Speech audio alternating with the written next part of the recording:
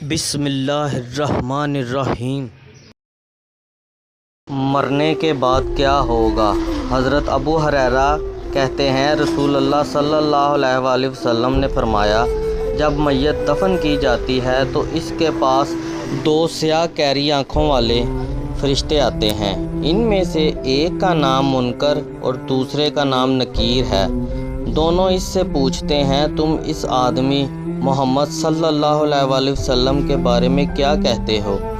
وہ وہی کہے گا جو دنیا میں کہا کرتا تھا، یعنی محمد صلی اللہ علیہ وآلہ وسلم اللہ کے بندے ہیں اور اس کے رسول ہیں۔ میں گواہی دیتا ہوں کہ اللہ کے سوا کوئی اللہ نہیں اور محمد اس کے بندے ہیں اور رسول ہیں۔ دونوں فرشتے جواب میں کہتے ہیں، ہم سمجھتے تھے کہ تم یہی جواب دو گے۔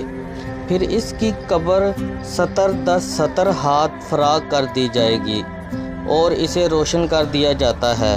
پھر بندے سے کہا جاتا ہے، سو جاؤ۔ وہ کہتا ہے، میں اپنے اہل و عیال میں واپس جا کر انہیں اپنی مغفرت کی خبر دینا چاہتا ہوں۔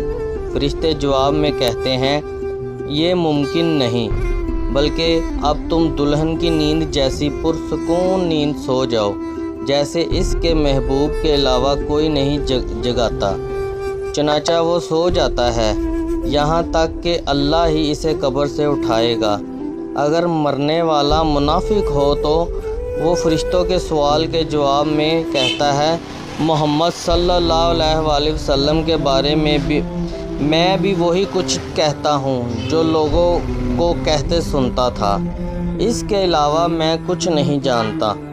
دونوں فرشتے کہتے ہیں، ہمیں معلوم تھا تم یہی جواب دو گے۔ پھر زمین کو حکم دیا جاتا ہے کہ تنگ ہو جاؤ، چنانچہ وہ تنگ ہو جاتی ہے اور اس کی پسلیاں ایک دوسرے میں گھس جاتی ہیں۔ منافق اپنی قبر میں قیامت تک اس عذاب میں مبتلا رہتا ہے۔